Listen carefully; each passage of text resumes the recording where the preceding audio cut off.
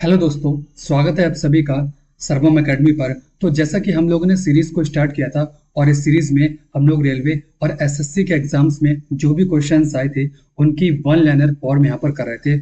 और उसी सीरीज में ये हमारा 6th लेक्चर है। इससे पहले मैंने 5 लेक्चर्स और बनाए हैं, तो अगर आपने वो लेक्चर्स नहीं देखे हैं तो ऊपर आई टैब पर क्लिक करके आप उसको देख सकते हैं, और उन सभी की लिंक मैं डिस्क्रिप्शन बॉक्स में भी दे दूंगा। और उसकी जो प्लेलिस्ट है वो भी आपको हमारे चैनल पर मिल जाएगी, तो वहां से जाकर के आप उसको देख सकते हैं।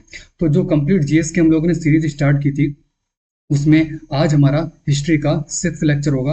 और आज हम लोग मॉडर्न पीरियड के बारे में बात करेंगे कि मॉडर्न पीरियड से कैसे कैसे क्वेश्चन यहाँ पे बन सकते हैं।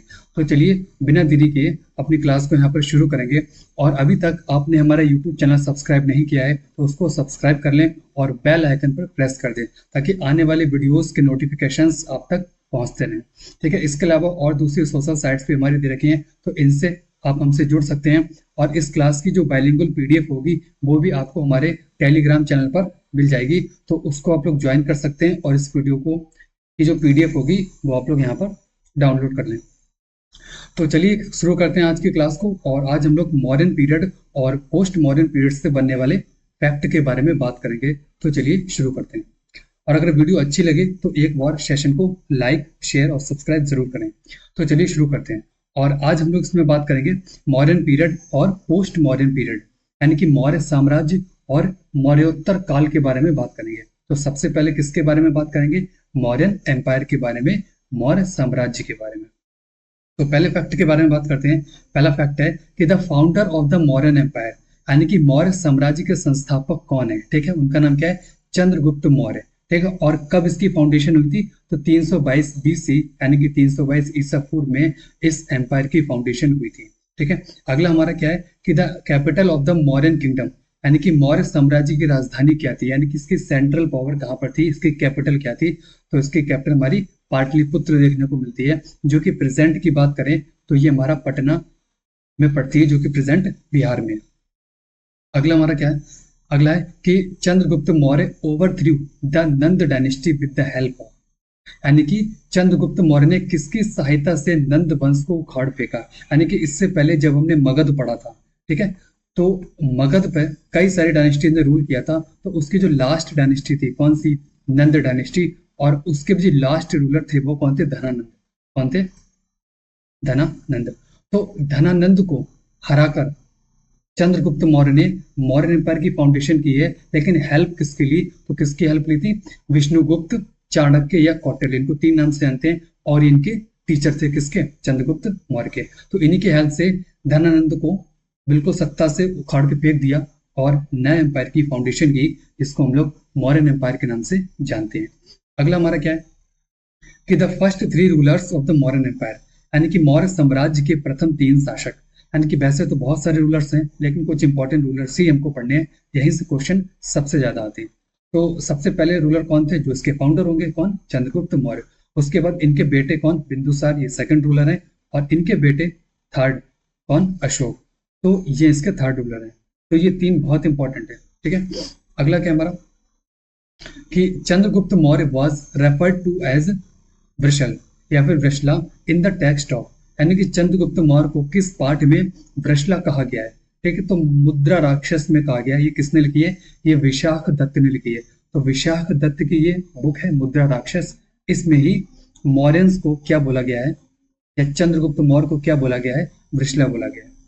अगली बात करते हैं। अगला हमारा है कि ए सिलोनिस क्रोनोलिक that was important literary source of the Mauryan empire, यानी कि एक सीलोन इति वृत्त जो मौर्य साम्राज्य का महत्वपूर्ण साहित्यिक स्रोत है।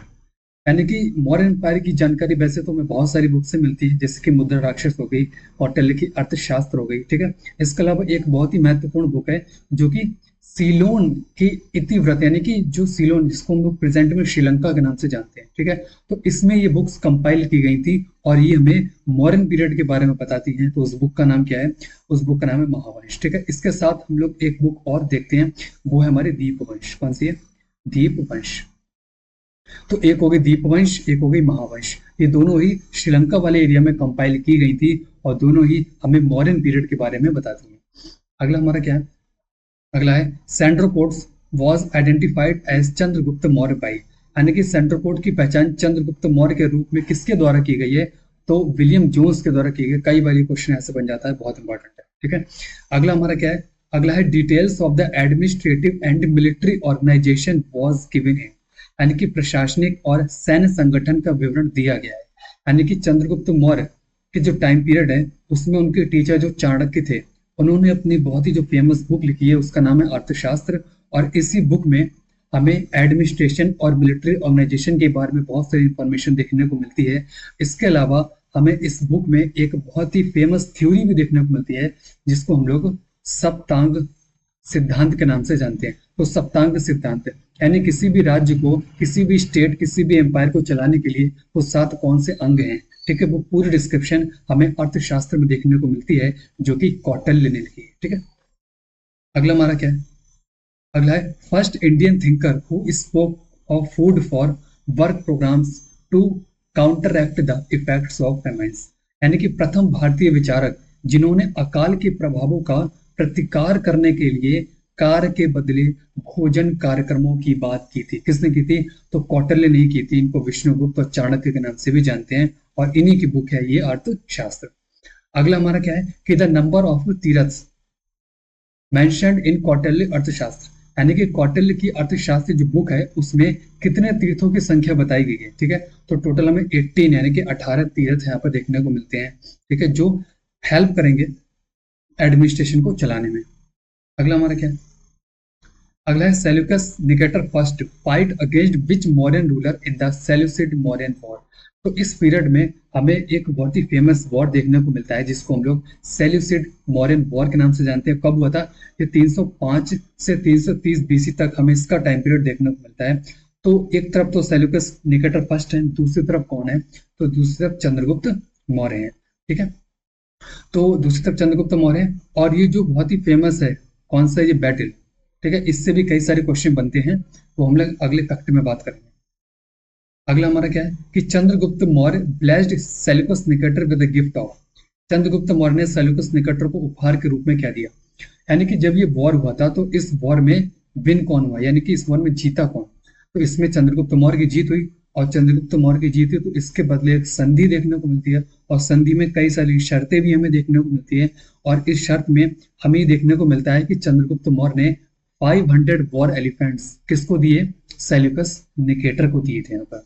ठीक है, अगला क्या है कि Helena the wife of Chandragupta Maurya was a daughter of, यानी कि चंद्रगुप्त मौर्य की पत्नी हेलेना किसकी पुत्री थी, तो जब युद्ध हारे सेल्यूकस निकेटर तो उन्होंने अपनी पुत्री हेलेना की शादी चंद्रगुप्त मौर्य के साथ कर दी, तो ये किसकी पुत्री हुई, ये सेल्यूकस निकेटर की पुत्री हुई। अगला हमारा क्या है, अगला है कि the Greek ruler sent Megasthenes to the court of Chandragupta Maurya was, यानी कि यूनानी शासक, यानी कि वह कौन सा यूनानी शासक है जिसने मेगास्थनीज को चंद्रगुप्त मौर्य के दरबार में भेजा था, तो इन्हीं ने भेजा था, किसने, सेल्यूकस निकेटर ने। फिर बात करते हैं अगला क्या है कि the book Indica was written by, यानी कि इंडिका पुस्तक किसके द्वारा लिखी गई, तो मेगास्थनीज जो कि दरबार में आए थे चंद्रगुप्त मौर्य के, इन्हीं के द्वारा ये उस बुक को लिखा गया।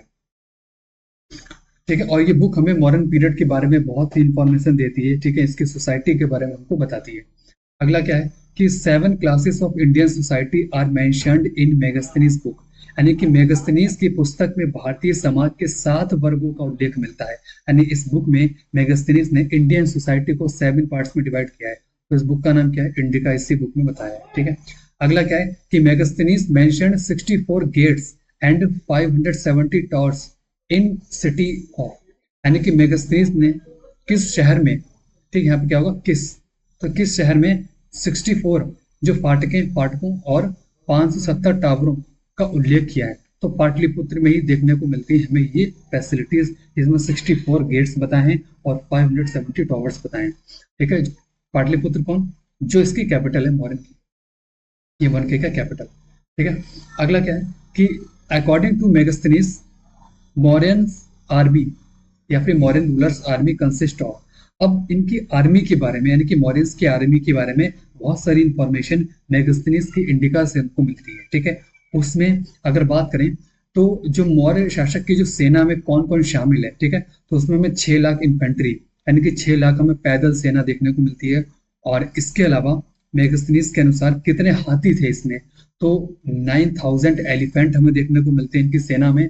और मौर्यन रूलर्स जो थे उसमें और क्या देखने को मिलता है इनकी आर्मी में, तो हमें 1,30,000 घुड़सवार यानी कि जो हमारी कैवलरी थी वो देखने को मिलती है। अगला क्या है, ठीक है, तो इतनी बड़ी सेना हमें देखने को मिलती है मौर्यन पीरियड के, जो चंद्रगुप्त मौर्य ये पूरे जो हमारा मौर्य एम्पायर है उसके। अगला क्या है कि Chandragupta Maurya was a follower of, यानी कि चंद्रगुप्त मौर्य किसके अनुयायी थे, यानी कि चंद्रगुप्त मौर्य ने कौन से धर्म को फॉलो किया था, तब जैन धर्म को फॉलो किया था। ठीक है, इस बात की चर्चा हम लोग अपने जैनिज्म बुद्धिज्म वाले पार्ट में भी कर चुके हैं, तो अगर आपने नहीं देखा है तो उसको जाकर के आप देख सकते हैं प्लेलिस्ट में। अगला हमारा क्या है कि Mauryan king fasted to death and died at Shravanabelagola, यानी कि मौर्य राजा, ठीक है, जिसकी मृत्यु के लिए या जिसकी मृत्यु उपवास किया, यानी उन्होंने क्या किया, उपवास किया और श्रवण बेलगोला में मृत्यु हो गई उनकी। तो कौन से मौर्य रूलर की हुई थी, चंद्रगुप्त मौर्य की हुई थी। ठीक, अब इसके बारे में थोड़ी सी बात करते हैं। चंद्रगुप्त मौर्य जो थे वो जैनिज्म को फॉलो करते थे, और जैनिज्म में हम लोगों ने एक प्रोसेस को पढ़ा है, एक मेथड को पढ़ा है जिससे लोग अपने प्राण को त्यागते हैं, और वो है हमारा संलेखना मेथड। ठीक है, इसको समाधि मरण भी बोलते हैं। और इसमें होता क्या है कि व्यक्ति अपने अंतिम दिनों में खाना बिल्कुल कम कर देता है या फिर छोड़ ही देता है, ना के बराबर उसको लेता है, इससे कि उसका शरीर दुबला पतला हो जाता है और एक टाइम ऐसा आता है कि वो मृत्यु को प्राप्त हो जाता है। तो इसी मेथड से चंद्रगुप्त मौर्य ने अपने प्राण को त्यागा था। अगला क्या है कि सन ऑफ चंद्रगुप्त मौर्य, यानी कि चंद्रगुप्त मौर्य का पुत्र कौन थे, बिंदुसार थे, अभी बात की थी हमने। अगला क्या है कि बिंदुसार वॉज कॉल्ड एमित्रोचेट्स बाई, यानी कि बिंदुसार को किसके द्वारा अमित्र घात कहा गया, ये टाइटल है किसका, बिंदुसार का। तो ग्रीक यानी कि यूनानियों के द्वारा उनको ये टाइटल यहाँ पर दिया गया था। ठीक है, अब इसका मतलब क्या होता है, आमित्र घात का मतलब होता है, जैसे मित्र का मतलब क्या होता है, हमारे दोस्त, फ्रेंड्स। ठीक है, आमित्र का मतलब क्या होता है, दुश्मन। और घात का मतलब क्या होता है, उनको एक तरीके से नष्ट करना या उनको क्षति पहुंचाना। तो दुश्मनों को मारने वाला या दुश्मनों को क्षति पहुंचाने वाला, इसका मीनिंग क्या होता है, बिंदुसार का। ठीक, और अगली बात करते हैं क्या है कि emperor Ashoka was a son of. अब सम्राट अशोक किसके पुत्र थे, तो ये बिंदुसार के पुत्र थे। तो सबसे पहले चंद्रगुप्त मौर्य, इनके बेटे हमारे बिंदुसार और उनके बेटे हमारे अशोक। तो उल्टा आप याद रखेंगे ट्रिक से, तो A B C, ठीक है, ऐसे याद रख सकते हैं आप लोग। अगला क्या, अगला हमारा है कि the Mauryan king who embraced Buddhism and its non violent principles after the Kalinga war, यानी कि जो कलिंग वॉर हुआ था मौर्यन पीरियड में अशोक के द्वारा, ठीक है, वो 261 बीसी में हुआ था। सबसे पहले क्वेश्चन तो यहाँ से बनेगा। ठीक है, कौन से मौर्यन रूलर ने ये वाटर लड़ा था बैटल, तो अशोक ने लड़ा था। अब इस बैटल में इतना ज्यादा नरसंहार हुआ था कि अशोक का हृदय परिवर्तन हो गया और उन्होंने बौद्ध धर्म को अपना लिया, बुद्धिज्म को अपना लिया।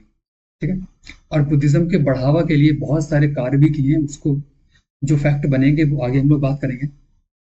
अगला क्या है कि Ashoka conquer the Kalinga in the, यानी कि अशोक ने कलिंग पर विजय प्राप्त की, कब प्राप्त की, तो 18th year of his design, यानी कि अपने शासनकाल के जो 8वां वर्ष था उसमें कलिंग विजय की थी। कलिंग कहाँ पड़ता है, ये उड़ीसा में पड़ता है। ठीक है, इसके अलावा मैंने एक अलग से वीडियो बनाई है जिसमें सभी मैंने हिस्ट्री के बैटल्स को कवर किया है। तो अगर आपने वो वीडियो नहीं देखी है तो ऊपर आई टैब पर क्लिक करके आप उस वीडियो को देख सकते हैं। अगला हमारा क्या है कि Upagupta influenced Ashok to embrace, यानी कि उपगुप्त ने अशोक को क्या अपनाने के लिए प्रभावित किया, तो बौद्ध धर्म अपनाने के लिए प्रभावित किया। यानी कि अशोक ने बौद्ध धर्म को अपनाया, तो उसका सबसे ज्यादा इन्फ्लुएंसर कौन था, तो वो थे हमारे उपगुप्त। ठीक है, अगला क्या है कि the Mauryan emperor who engraved inscriptions on rocks and pillars. अब अशोक क्या करते थे, तो ये इसका हम थोड़ी सी बात करते हैं पहले कि अशोक क्या करते थे कि जब उन्होंने बुद्धिज्म को अपना लिया तो बुद्धिज्म के बढ़ावा के लिए इन्होंने बहुत सारे कार्य किए। अलग अलग जगहों पर ये रॉक्स पर कुछ अपनी टीचिंग्स को लिखा देते थे बुद्धिज्म की। ठीक है, इसके अलावा पिलर्स पे बहुत सारी हमें इनकी बातें देखने को मिलती हैं जो कि बौद्ध धर्म को बढ़ावा देती हैं। ठीक है, तो रॉक्स पर और पिलर्स पर ऐसा करने वाले पहले कौन शासक थे मौर्यन वाले, तो वो थे हमारे अशोक, जो कि 3rd नंबर के हैं। ठीक है, अगला क्या है कि most of the Ashoka's inscriptions were written in which script. अब अशोक के जो शिलालेख हैं उन पर किसी न किसी लिपि में लिखा गया होगा, तो किस लिपि में लिखा गया था, तो ब्राह्मी लिपि में लिखा गया था, ब्राह्मी स्क्रिप्ट में लिखा गया था। और ये जो लिपि थी वो हमारी लेफ्ट से राइट की तरफ लिखी जाती है। ठीक है, जैसे कि हम लोग हिंदी लिखते हैं, संस्कृत लिखते हैं, ठीक है, इंग्लिश लिखते हैं, इसमें सभी में कैसे लिखते हैं, लेफ्ट से राइट की तरफ। ठीक है, लेकिन जो उर्दू होती है वो हम लोग राइट से लेफ्ट की तरफ लिखते हैं, उल्टा। ठीक है, अगला क्या है, most Ashokan inscriptions were in which language. अब अशोक के जो इंक्रिप्शंस हैं वो बहुत सारी लैंग्वेज में मिले हैं, लेकिन सबसे ज्यादा हमको प्राकृत लैंग्वेज ही देखने को मिलती है। अगला क्या है कि Ashokan inscriptions found in the north west of the Indian subcontinent पर, यानी कि उपमहाद्वीप में जो उत्तर पश्चिम में पाए गए अशोक के शिलालेख किस किस एक तरीके से हमें लैंग्वेज में मिले हैं, स्क्रिप्ट में मिले हैं, तो वो आरामाइक और ग्रीक भाषा में हमें देखने को मिलते हैं। तो इंडिया का जो नॉर्थ वेस्ट वाला पार्ट है, इसमें पाकिस्तान व अफगानिस्तान का रीजन आता है, इसमें हमें जो भी इंक्रिप्शन मिले हैं वो आरामाइक और ग्रीक लैंग्वेज में मिले हैं।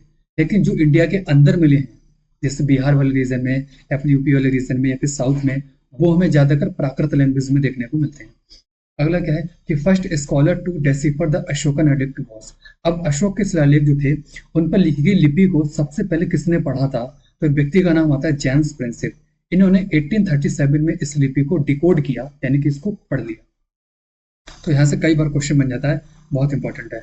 अगला हमारा क्या है कि Alexander Cunningham published a set of Ashokan inscriptions in, यानी कि अलेक्जेंडर कनिंगम, इनका नाम आपने सुना है, जो कि हड़प्पन सिविलाइजेशन में बहुत ही अहम योगदान इन्होंने निभाया है, ठीक है, ने अशोक के शिलालेखों का एक सेट प्रकाशित किया था। जैसे अशोक के इंक्रिप्शन जो हैं वो हमें अलग अलग जगहों पर मिले हैं, तो उनका एक सेट बनाकर किसने प्रेजेंट किया था, तब 1877 में अलेक्जेंडर कनिंगम ने किया था।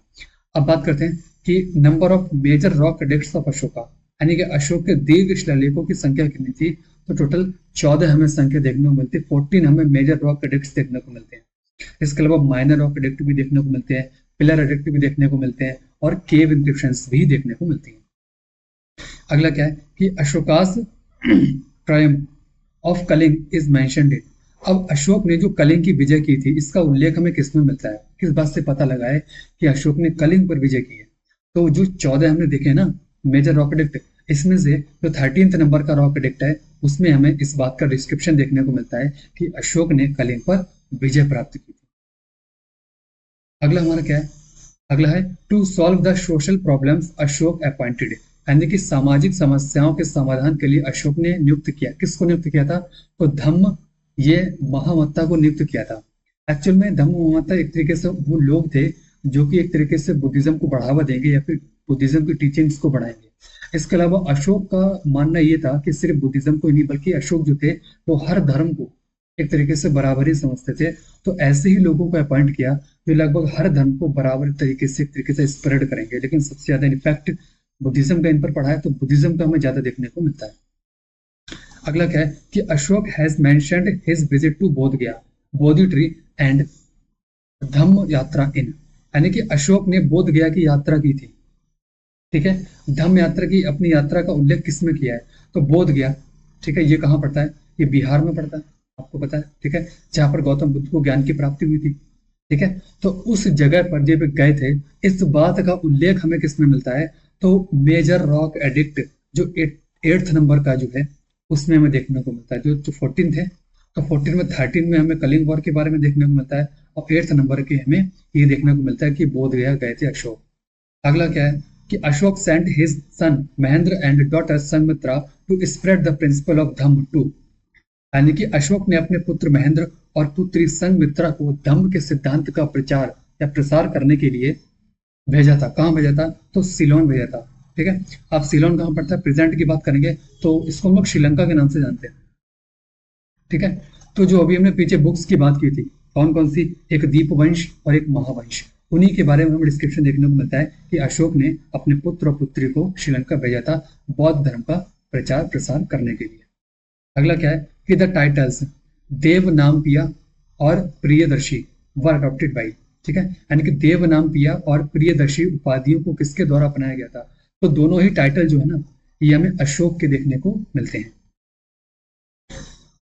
अगला क्या हमारा कि Ashok has been mentioned a Priyadarshi in the, यानी कि अशोक का उल्लेख प्रियदर्शी के रूप में किया गया है। यानी कि अशोक के कौन से इंक्रिप्शन में हमें अशोक का नाम प्रियदर्शी देखने को मिलता है, तो ये भाबरू इंक्रिप्शन देखने को मिलता है जो कि हमें राजस्थान वाले रीजन में मिला था, ठीक है।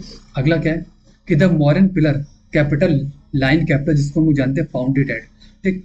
आपने एक नेशनल एम्बलम देखा होगा, ठीक, जिसमें चारों तरफ शेर बने हुए हैं इस तरीके से, और यहाँ पे धर्म चक्र बना हुआ है, यहाँ पे कुछ और एनिमल्स हमें देखने को मिलते हैं, और इसके नीचे क्या लिखा है, सत्यमेव जयते लिखा है। तो नेशनल एम्बलम है। इसका जो ऊपर वाला पार्ट है, ये जो लाइन वाला पार्ट है, इसको हम लोग लाइन कैपिटल ऑफ अशोका के नाम से जानते हैं। और ये स्टैचू हमें कहाँ से मिला है, ये हमें सारनाथ से मिला था। ठीक है, सारनाथ कहाँ पड़ता है, ये हमारे बनारस वाले रीजन में पड़ता है, जो कि यूपी में है। ठीक है, तो इसमें हमें देखने को मिलता है। तो उसी को नेशनल एम्बलम के रूप में स्वीकार कर लिया गया। अगला क्या है कि the Sarnath line capital was made up of, अब ये बना किससे था, तो ये सैंड स्टोन यानी कि बलुआ पत्थर से मिलकर ये बना था। और ये आज भी बिल्कुल शाइनी है, मतलब देखने में इतना ऐसा पत्थर लगेगा जैसे लगेगा ही नहीं इतना साल पुराना है, क्योंकि इसको मैं सामने से जाकर के देख चुका हूँ, क्योंकि जब सारनाथ गए थे तो उसको देखा था, तो बिल्कुल ऐसा लगता है नहीं है कि इतना टाइम पुराना है। ठीक, बिल्कुल अभी भी ऐसा ही लगता है। अगला क्या है कि the animal on the Ashoka pillar of Rampurwa is, यानी कि रमपुरवा के अशोक स्तंभ पर बना जानवर, यानी कि रमपुरवा। ठीक है, ये एक साइट है और इससे हमें एक पिलर देखने को मिलता है, और उस पिलर के ऊपर कौन सा जानवर अंकित है, क्योंकि क्या करते थे कि जैसे ही पिलर बनाया, ठीक है, और इस पिलर पे यहाँ पे कुछ लिख दिया, टीचिंग्स को लिख दिया, इसके अलावा इसके ऊपर कुछ एनिमल की एक तरीके से स्टैचू बना देते थे, तो इसी को हम लोग पिलर बोलते हैं। तो जो रामपुरवा से हमको मिला है उसके ऊपर हमें बुल की स्टैचू देखने को मिलती है। ठीक, और कहीं हमें लाइन की स्टैचू भी देखने को मिलती है। ठीक है, एलिफेंट की स्टैचू देखने को मिलती है। तो अलग अलग स्टैचूज उन्होंने बनवाई है। तो रामपुरवा में जो स्टैचू मिला है उस पर बुल की आकृति बनी हुई है। अगला क्या है कि Kandahar edict of Ashoka were discovered in the year, यानी कि अशोक के जो कंधार शिलालेखों की जो खोज है वो किस वर्ष में की गई थी, तो 1958 में ये खोज की गई थी। अगला क्या है कि the Girnar rock edicts of Ashoka were located in the state of, तो गिरनार कहाँ पड़ता है, ये हमारा गुजरात में पड़ता है। तो जो गिरनार शिलालेख है, ठीक है, वो किस राज्य में स्थित होगा, तो वो भी हमारा गुजरात में स्थित होगा। तो सबसे ज्यादा क्वेश्चन एग्जाम्स में यहीं से बनता है कि उनका जो रॉक एडिक्ट्स हैं, पिलर एडिक्ट हैं, ये कौन सी लोकेशन पर पड़ते हैं।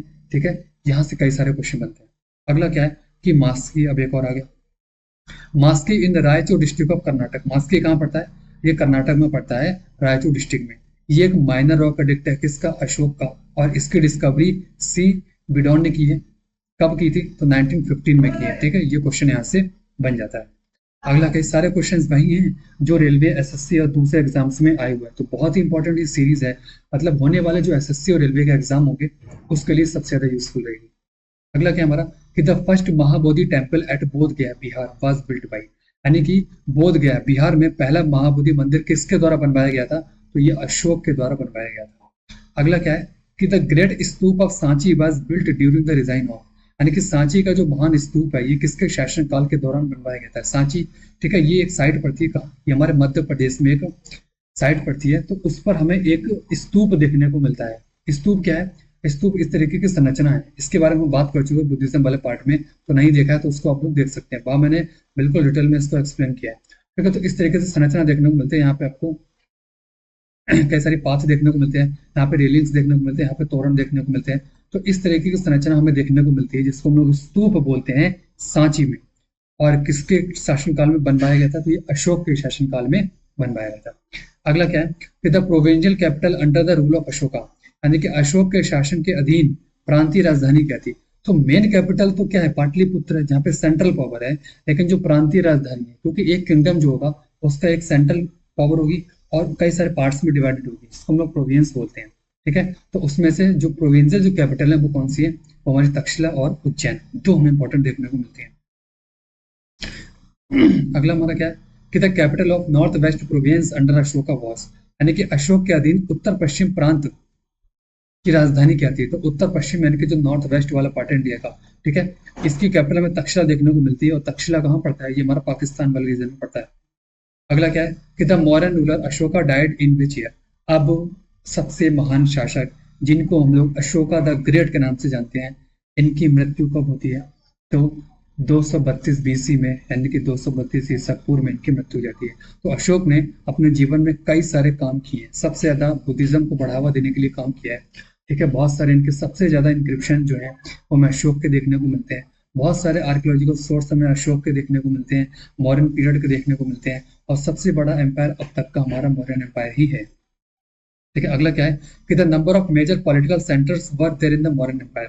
अब मौर्यन एम्पायर इतना बड़ा था कि इंडिया के नॉर्थ वेस्ट वाले पार्ट से लेकर के जो इंडिया का, जैसे ये इंडिया का मैप होगा, थोड़ा सा बना देता हूँ, ठीक है।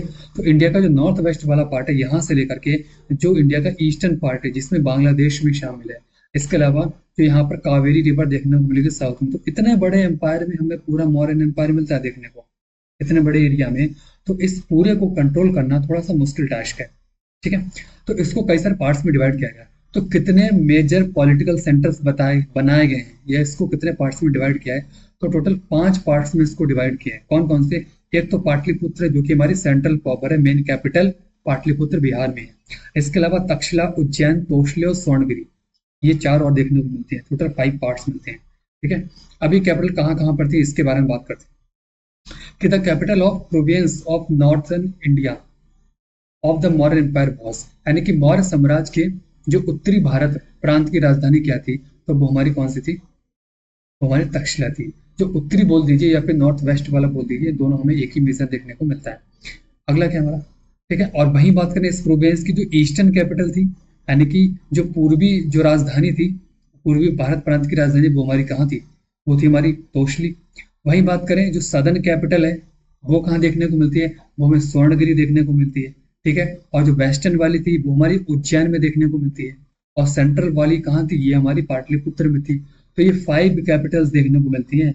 इन सभी की लोकेशन से याद रखना कि नॉर्थ में कौन सी है, वेस्ट में कौन सी, साउथ में कौन सी, ईस्ट में कौन सी और सेंट्रल में कौन सी है। ये सारी ही मैंने यहाँ पर कवर कर दी हैं, तो यहाँ से क्वेश्चन बिल्कुल नहीं छूटेगा। अगला क्या है? During Chandragupta Maurya's reign administration of Pataliputra यानी capital of Maurya was managed by, यानी कि चंद्रगुप्त मौर्य के शासन काल के दौरान पाटलिपुत्र जो कि कैपिटल थी मौर्यों की, का प्रशासन किसके द्वारा जो था प्रबंधित था, यानी कि इसको कौन संभालता था? तो 6 कमिटीज हमें देखने को मिलती हैं, 6 समितियां देखने को मिलती हैं जो इस पूरे एम्पायर को संभालेगी। अगला क्या है कि in modern administration the army was looked after by a war office consist of, यानी कि मौर्य प्रशासन में सेना की देखभाल एक युद्ध कार्यालय द्वारा की जाती थी जिसमें शामिल थे। तो एक कार्यालय था जिसमें एक तरीके से सेना का देखभाल किया जाएगा, उसको एक तरीके से कंट्रोल किया जाएगा। तो उसमें हमें कितने मेंबर्स देखने को मिलते हैं? तो 30 मेंबर्स, 30 सदस्य उसमें हमें देखने को मिलते हैं।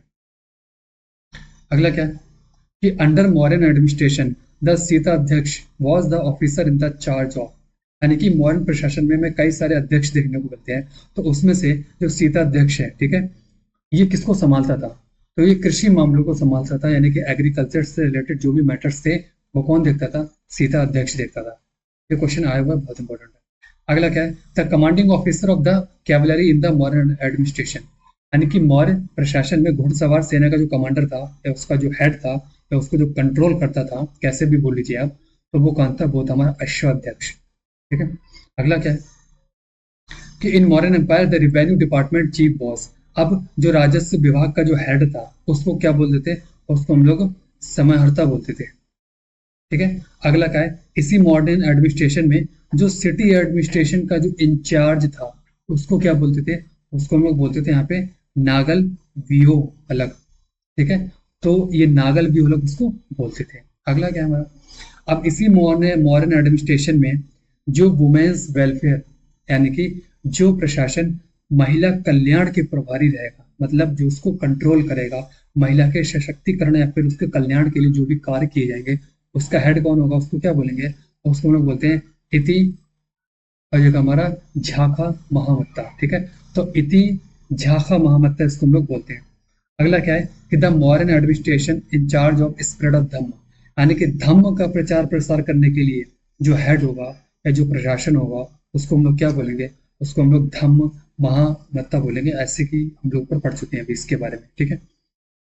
तो ये हो गया। अगला क्या है? मॉडर्न एडमिनिस्ट्रेशन में इंचार्ज ऑफ फ्रंटियर एरियाज, यानी कि जो सीमांत क्षेत्र हैं, जैसे कि नॉर्थ वेस्ट वाले पार्ट में जो बाउंड्री होगी, साउथ में जो बाउंड्री होगी, यानी कि जो सीमांत क्षेत्र है ना, उसको कंट्रोल करने वाला कौन था? तो ये था हमारा अंत महामत्ता, ठीक है। तो ये आपको याद रखना है। अगला क्या है? अगला tax paid by peasants during modern empire was called, यानी कि मौर्य साम्राज्य के दौरान किसानों द्वारा दिया जाने वाला जो कर था, जो टैक्स था, उसको क्या कहते थे? उसको हम लोग पिंडकार कहते थे।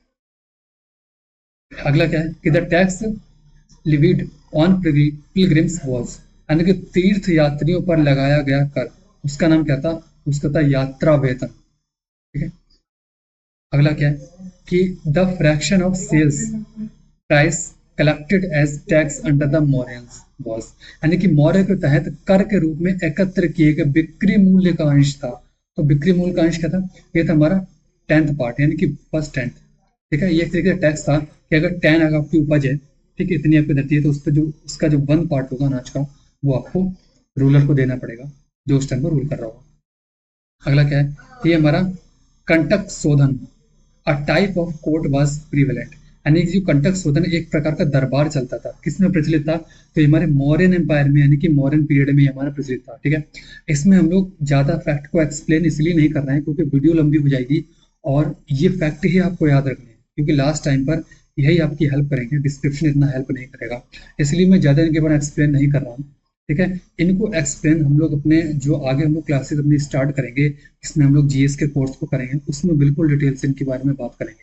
ठीक है, तो ऐसा नहीं समझना है कि इसको हम लोग सिर्फ पढ़ते जा रहे हैं, ये हम सिर्फ अपने फैक्ट कवर कर रहे हैं कि मैक्सिमम कितने क्वेश्चन इससे बन सकते हैं। ठीक है, अगला क्या है कि the modern idols which inscribed the name of Manibhadra या मणिभद्र यक्ष वाज फाउंड फ्रॉम, यानी कि मौर्य मूर्तियों जिसमें मणिभद्र, इसको यक्ष के नाम से भी जानते हैं, का नाम अंकित था, किसमें और वो कहाँ से मिली? तो जिसमें जो यक्ष का नाम जो अंकित था वो कहाँ से मिली है?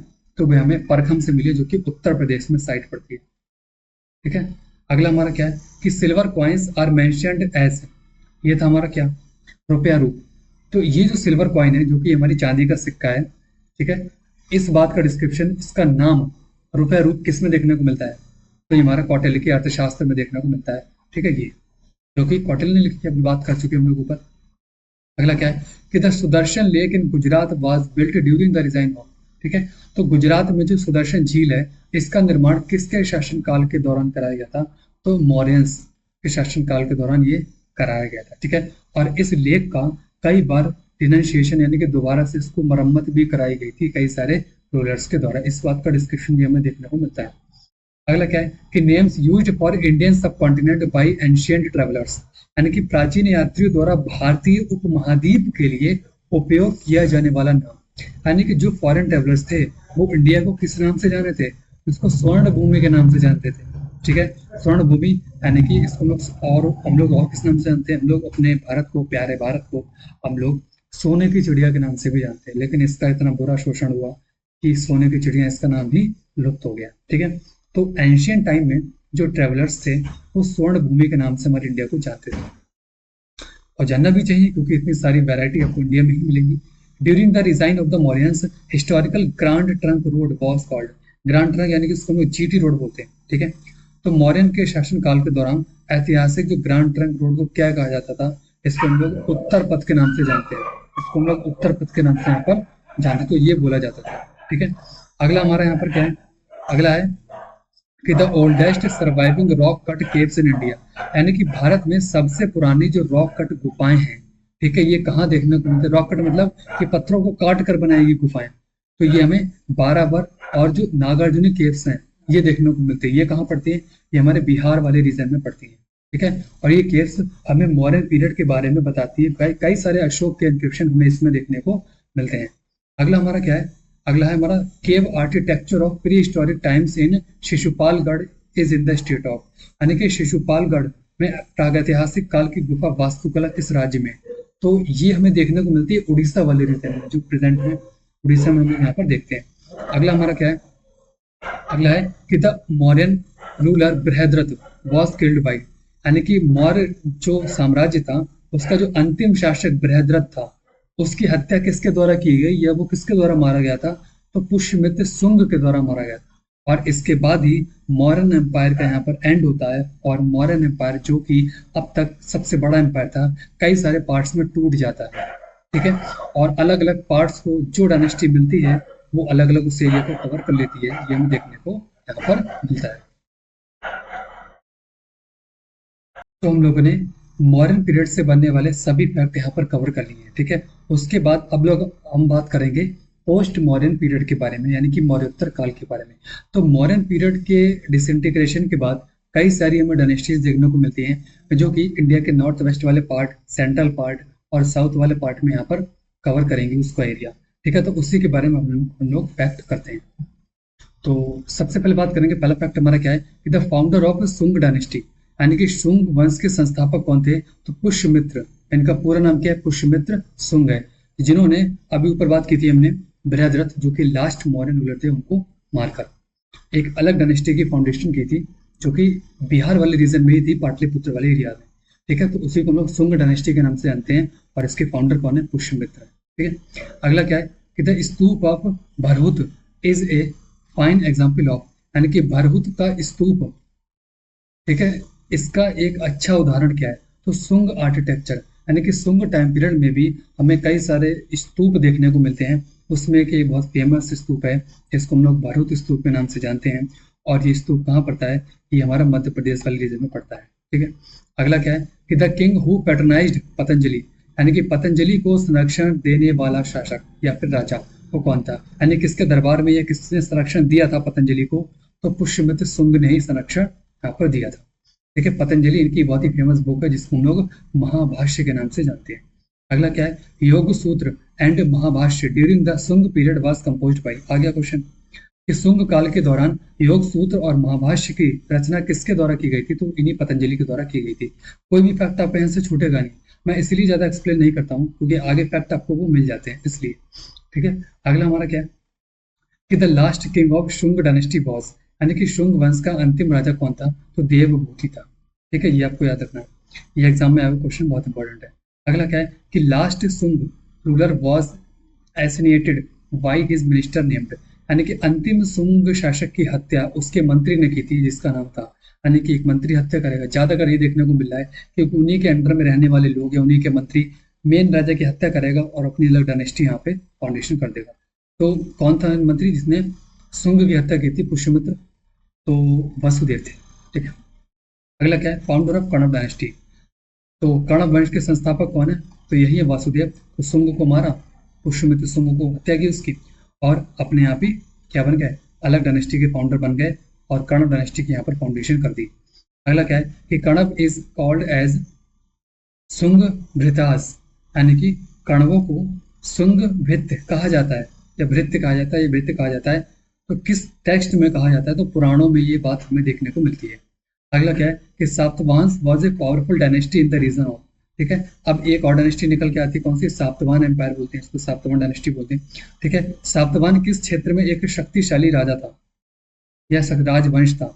ठीक है, तो ये इंडिया के जो वेस्ट वाला पार्ट है जिसमें हम महाराष्ट्र वाला रीजन देखते हैं, तो उसमें हमें देखने को मिलता है सातवाहन। ठीक है, अब the Satavahana kingdom was established about, अब सातवाहन साम्राज्य की स्थापना कब हुई थी, तो लगभग 2100 वर्ष पहले इसकी फाउंडेशन देखने को मिलती है। और इसके फाउंडर कौन थे, तो फाउंडर ऑफ सातवाहन डायनेस्टी, इस वंश के संस्थापक कौन थे, तो सिमुक थे। ठीक है, अगला क्या है, capital of the Satavahana dynasty, यानी कि सातवाहन वंश के संस्थापक कौन थे, सॉरी संस्थापक तो ऊपर पढ़ लिया, ये है हमारे कैपिटल, यहाँ पे वंश के संस्थापक, तो यहाँ पे संस्थापक नहीं होगा, यहाँ पे क्या है, यहाँ पे राजधानी होगा, क्या होगा, ये होगा राजधानी। इसकी राजधानी, इसकी कैपिटल कहाँ थी, ये थी हमारी प्रतिष्ठान, कहाँ पड़ता है, ये हमारे महाराष्ट्र में पड़ता है, हमने बात की थी। ठीक है, अगला क्या है कि the ruler who identified through matron या मैट्रोमोनिक्स, यानी कि named derived from that of the mother, यानी कि वह शासक जिसने मैट्रोनिमिक्स यानी कि माँ से प्राप्त नाम के माध्यम से पहचान की, यानी कि वो कौन रूलर थे, वो कौन एम्पायर था जिसकी पहचान उसकी माता के नाम से होती है। ठीक है, अब तक हम क्या देखते हैं कि पिता के नाम से पहचान होती है पुत्र की, लेकिन अब माता के नाम से हो रही है, तो वो कौन सी डायनेस्टी है, तो यही डायनेस्टी कौन सी, हमारी सातवाहन एम्पायर। ठीक है, अगली क्या है कि Satavahana empire in the Deccan in ancient India was strengthened by, यानी कि प्राचीन भारत में दक्कन में सातवाहन साम्राज्य किसके द्वारा मजबूत किया गया था, यानी कि उसकी सबसे ज्यादा पावर्स एक्सपेंडेशन हमें किसमें देखने को मिलती है, यानी कि सबसे ज्यादा उनका जो पावर्स का जो विस्तार है वो किसका टाइम पीरियड में हुआ है, तो यहाँ इसके बहुत ही फेमस रूलर हमें देखने को मिलते हैं गौतमी पुत्र सातकर्णी। ठीक है, जैसे कि ऊपर हमने बात की थी कि मदर के नेम से उनको जाना जाता है, तो इनका मदर का नाम क्या था, गौतमी। ठीक है, इनके मदर का नाम क्या है, गौतमी, और इनका नाम क्या, सातकर्णी, इसलिए इनको जाना जाता है, पूरा नाम क्या बन गया इनका कि गौतमी पुत्र सातकर्णी, तो अपनी माता के नाम से जाना जाता है। ठीक है, अगला क्या है कि the Nashik inscription of Gautamiputra Satakarni was written by, यानी कि गौतमी पुत्र सातकर्णी का हमें नासिक में एक अभिलेख देखने को मिलता है। नासिक कहाँ पड़ता है, नासिक हमारा महाराष्ट्र वाले रीजन में पड़ता है। किसके द्वारा लिखा गया था, तो अपनी माता के द्वारा ही लिखा गया था, यानी कि गौतमी जो बालाश्री हैं, ये बालाश्री भी मिलता है हमको, ठीक है, इनके द्वारा लिखा गया था। अब इसमें इन्होंने अपने पुत्र के बारे में बहुत सी बातें लिखी हैं, उनकी तारीफ की है। तो उसी के बारे में एक क्वेश्चन बन जाता है क्या, कि Gautamiputra Satakarni was also known as, यानी गौतमीपुत्र सातकर्णी को किस नाम से भी जाना जाता है या फिर इस नाम से भी जाना जाता है, तो एक ब्राह्मण, यानी कि एकमात्र यही ब्राह्मण है। और इस बात का जो डिस्क्रिप्शन है वो हमें इसी इंक्रिप्शन में देखने को मिलता है, गौतमीपुत्र बालाश्री ने जो लिखा था। ठीक है, अगला क्या है, Amravati school of art was developed under the patronage of, यानी कि अमरावती कला विद्यालय का विकास किसके संरक्षण में किया गया था, तो सातवाहनों के संरक्षण में किया गया था। अमरावती शैली एक आर्ट है जिसमें गौतम बुद्ध की स्टैचूज बनाई जाती हैं, ठीक है, तो उसको एक तरीके से संरक्षण किसने दिया, तो सातवाहनों ने ही दिया था। अगला क्या है कि which Indian dynasty issued coins with the portraits of their rulers on them were issued by, यानी कि किस भारतीय राजवंश ने अपने शासकों के चित्रों के साथ सिक्के जारी किए थे, तो सातवाहन राजवंशों ने ही सिक्के के ऊपर क्या किया था, अपने रूलर्स की एक तरीके से पिक्चर्स बनाई थी। अगला क्या है कि Satavahana were the first to make land grants to whom, यानी कि सातवाहन ने सबसे पहले किसे भूमि अनुदान दिया था, तो ब्राह्मणों को दिया था। बहुत इंपॉर्टेंट क्वेश्चन है, कई बार यहाँ से बन जाता है। ठीक है, अगला क्या है, the founder of Vakataka dynasty. अब एक डायनेस्टी और देखने को मिलती है, तो वाकाटका जो वंश है उसके संस्थापक कौन है, तो विंध्य शक्ति है। अगला क्या है कि Vakataka dynasty ruled the region of, यानी कि वाकाटका वंश ने किस क्षेत्र पर शासन किया था, रीजन ऑफ, तो सेंट्रल और वेस्टर्न पार्ट जो है हमारे इंडिया का, उसमें यहाँ पर रूल किया था। अगला क्या है कि Indo Greek Kings ruled which part of ancient India, यानी कि इंडो ग्रीक राजाओं ने प्राचीन भारत में किस भाग पर शासन किया, तो इंडिया के नॉर्थ वेस्ट वाले पार्ट पर शासन किया इंडो ग्रीक्स, क्योंकि ग्रीक उधरी साइड को पड़ता है, तो उधर वाला एरिया उनको आसान लगा हथियाना, तो उधर वाले रीजन पे वो लोग क्या करते हैं, तरीके से कब्जा कर लेते हैं और अपनी डायनेस्टीज को बढ़ाते रहते हैं। अगला क्या है, first Indo Greek ruler who invade India, यानी कि भारत पर आक्रमण करने वाला प्रथम इंडो ग्रीक शासक कौन था, तो वो था डिमेट्रियस फर्स्ट। बहुत इंपॉर्टेंट क्वेश्चन है, कई बार यहाँ से बना है। अगला क्या है, first to issue gold coins in India, यानी कि भारत में सोने के सिक्के जारी करने वाला पहला इंडो ग्रीक रूलर कौन था, तो वो इंडो ग्रीक सी थे जिन्होंने सबसे पहले सोने के सिक्के जारी किए थे। ये क्वेश्चन बन जाता है। अगला क्या है, Shaka is the Indian term used for the people called, देखिए था हमारा Scythians, originally belonged to which part, यानी कि शक भारतीय शब्द है इसका इस्तेमाल सीथियन नामक लोगों के लिए किया जाता है। मूल रूप से यह किस हिस्से से संबंधित था, तो जो सीथियंस थे ये मध्य एशिया में रहने वाले लोग थे, ठीक है, तो उन्हीं ने एक अलग से, इसको हम लोग शक बोलते हैं। मतलब वैसे तो उनको साइथियंस बोलते हैं, क्यों, सेंट्रल पार्ट वाले जो हमारे रीजन है उसमें रहते थे, लेकिन जब इनकी डायनेस्टी हमारे इंडिया पार्ट में देखने को मिलती है, ठीक, तो उनको हम लोग शकों के नाम से जानते हैं। अगला क्या है कि king Rudraman belong to which dynasty, तो राजा रुद्रमन किस वंश के थे, तो ये इसी वंश के थे, शक वंश के थे, शक डायनेस्टी के थे।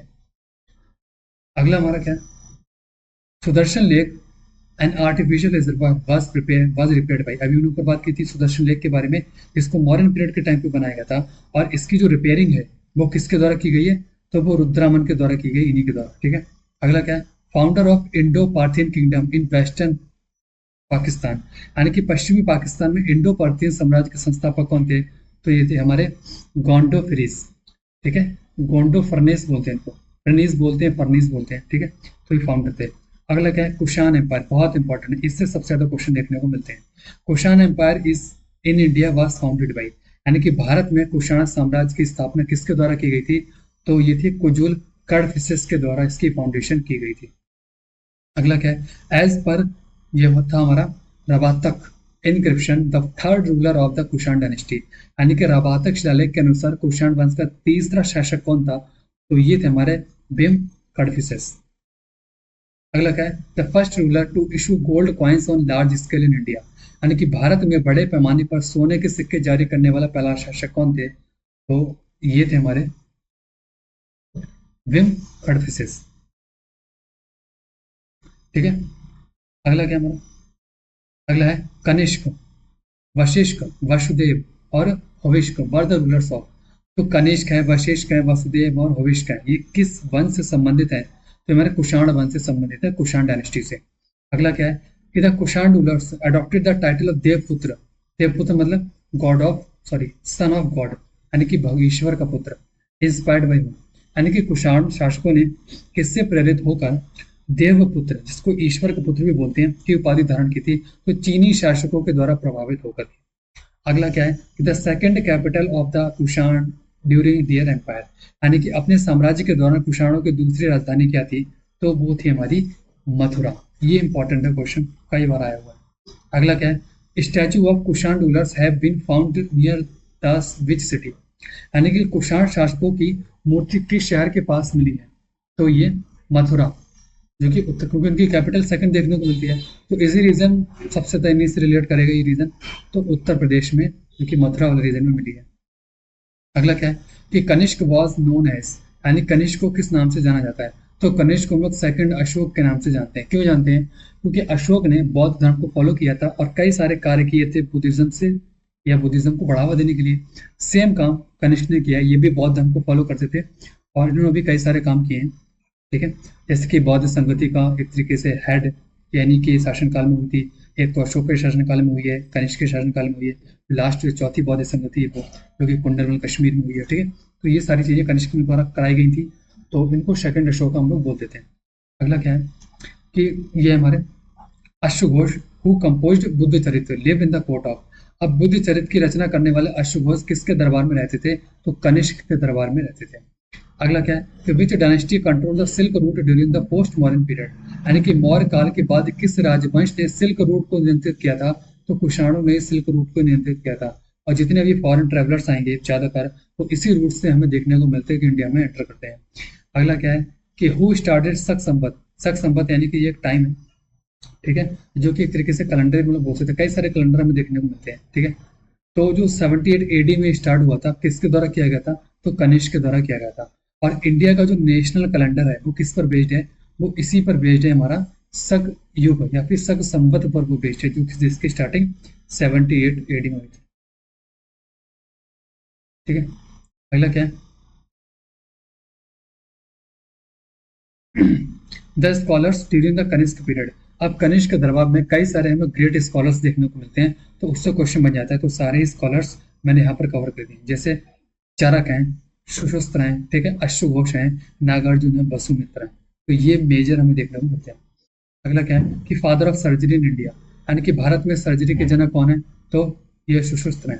ठीक है, अगला क्या है, चरक रोड अ बुक, यानी कि चरक ने ग्रंथ लिखा, क्या नाम है उसका, चरक संहिता, इनके नाम से भी ये बुक है। ठीक है, अगला क्या है कि Nagarjuna the founder of Shunyavada is known as, यानी कि शून्यवाद, ये सूर्य नहीं शून्य होगा, क्या होगा, ये शून्यवाद के संस्थापक नागार्जुन को इस नाम से जाना जाता है, यानी कि एक और नाम है इनका, वो क्या है, वो भारतीय आइंस्टीन, इनको हम लोग इंडियन आइंस्टीन के नाम से भी जानते हैं।